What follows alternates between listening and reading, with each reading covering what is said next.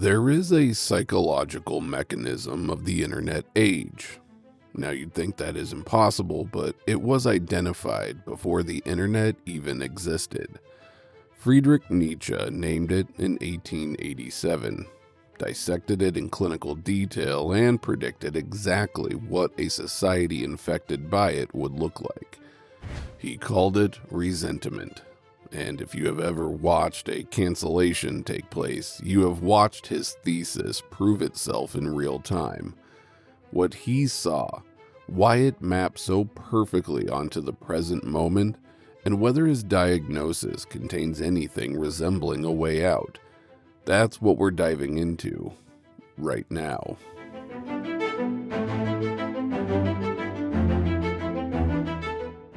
On the Genealogy of Morality was published in 1887, and it is still one of the most psychologically honest books ever written. Because it doesn't flatter human nature, Nietzsche's argument begins with a deceptively simple observation. You don't get moral systems from reason or revelation. Your psychology produces them. To be more precise, you get them when you feel you are losing and need to find a way to win on different terms. He intentionally borrowed the French word ressentiment because he needed something that conveyed more than just simple resentment, although resentment is the closest one and it stuck. What he was describing was a process. It begins with an injury, a genuine experience of powerlessness, exclusion, or defeat. If you are on the receiving end of that experience, you cannot directly respond. You lack the power, the access, or the position to strike back in any way that would actually change their situation. So the feeling turns inward, accumulates, ferments, and eventually undergoes a transformation that Nietzsche considered one of the most consequential in human psychology. The feeling of frustration takes on the certainty of moral clarity. The person who could not win now does not need to win. They have done something more permanent. They have redrawn the moral map so that the people above them are not simply more powerful, but evil, and they themselves are not simply weaker, but good. The aggression has simply been laundered through the vocabulary of virtue, and it now feels indistinguishable from principle. What makes this observation genuinely unsettling is the next part. Nietzsche was emphatic that his transformation is not conscious. He wrote that the man of resentment is not straightforward with himself, that his soul squints. He cannot see his own motives clearly, and that opacity is essential to the psychology. The moment the person recognized what was actually driving them, the mechanism would collapse. Nietzsche had seen firsthand early socialism, nationalist revivals, populist religious awakenings, and what disturbed him most was their emotional architecture. These movements generated their energy from the intensity of their opposition to a designated enemy. The enemy was what held everything together. Remove the enemy, and there was no movement. He predicted that this pattern would not stay confined to 19th century politics, that it would become the dominant psychological grammar of modern moral life in any society, where large numbers of people felt structurally powerless and were given a sufficiently visible target. Now, before we continue, make sure to subscribe to our channel for more videos like this. Anyway, scholar Walter Kaufmann, who dedicated much of his career to recovering what Nietzsche actually argued beneath decades of misrepresentation, was insistent on one point. The resentment analysis has no ideological address. It is a description of a mechanism that operates wherever the conditions are present. Felt powerlessness, a reachable target, and a moral language that renders attack indistinguishable from justice.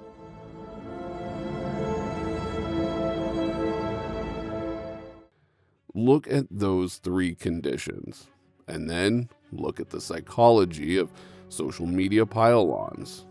You'll see that the resentment Nietzsche talked about is woven through cancel culture, online outrage mobs, and the social media landscape in general. On the powerlessness side, the numbers are not subtle.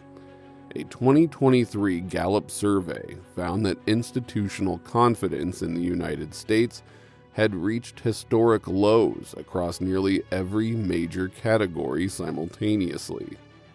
Government, media, the legal system, large corporations, universities, you name it.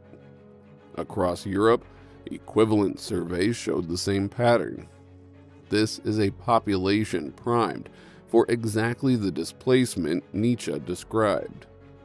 Cancel culture and social media in general provide the target, delivered at scale and with remarkable efficiency. These platforms are designed to surface what generates the most engagement, and nothing generates engagement faster than moral transgression. You don't need the target to be genuinely powerful or dangerous. They need to be visible and reachable in public. A 2020 study tracked the relationship between online outrage expression and the psychological state of those expressing it. It found that the strongest predictor of outrage was the degree to which the person felt their own sense of status and control was threatened. The moral vocabulary is the piece Nietzsche would have found most recognizable. Pay attention to the language of any significant cancellation, and you will notice that it never sounds like anger, even when it clearly is. It sounds like concern. The target is not merely wrong, they are harmful. The people pursuing them are doing difficult but necessary work, and they do not enjoy it. Cancel culture, read through Nietzsche, is a story about what happens when a large number of people who feel structurally powerless are given a mechanism that makes the experience of power briefly available, wrapped in a language that makes using it feel virtuous. He did not need to see the internet to predict it.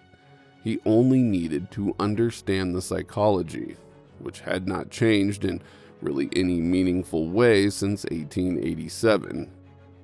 And if you are wondering about whether he had thought about a way out of this catastrophe, which has evolved into cancel culture, the answer is yes.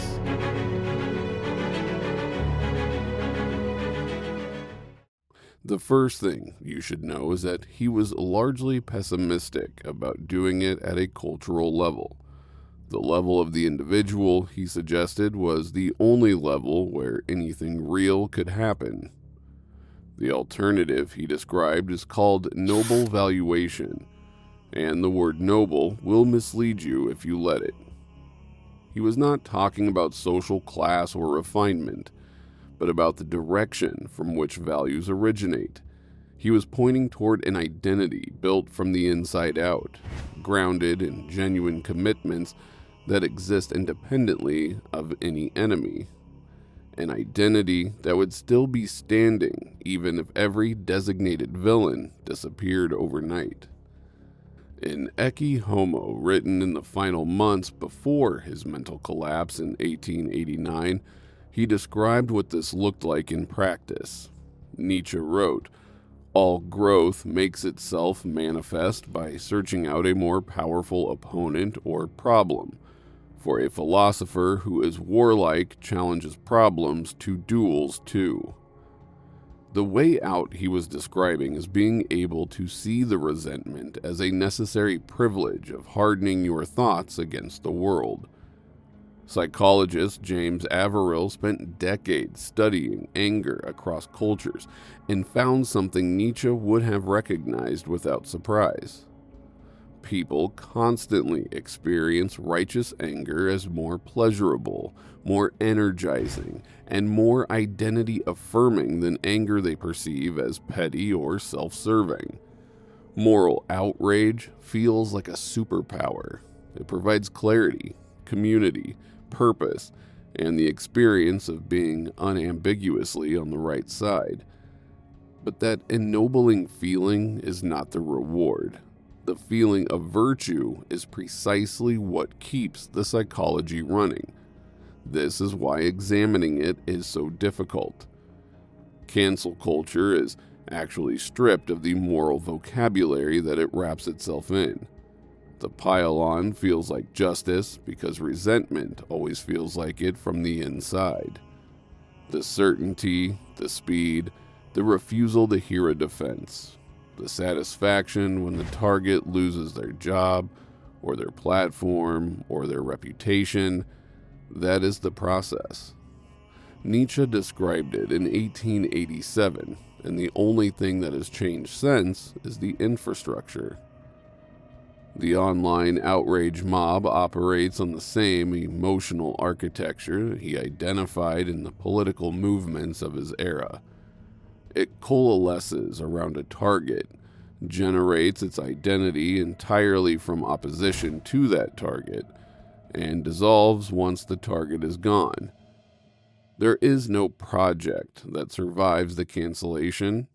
No community remains after the pile-on ends. There is only the next target. What Nietzsche was ultimately arguing is that you cannot think your way out of resentment while you are still inside it, because the thinking itself is compromised. The soul squints. The only move that actually works is the one that requires the most honesty and produces the least social reward, turning the diagnosis on yourself before you turn it on anyone else. That is not a comfortable conclusion, but it is the one Nietzsche arrived at after watching a century begin to organize itself around manufactured enemies and collective condemnation. And if he could see where that road ended from where he was standing, there is very little excuse for not seeing it from where we are standing now. So the next time you see a pile-on forming, or feel that pull to join it, pause and ask one question. Would I still believe this if there were no audience? If the answer shifts, even slightly, you've just seen what Nietzsche was pointing at. And that's where real thinking begins. Also, if you found this eye-opening, don't just scroll past. Share this video with someone who needs a reality check, and drop a comment with your thoughts. We're building a community that thinks for itself, not just follows the crowd. Thank you, and I'll see you in the next video.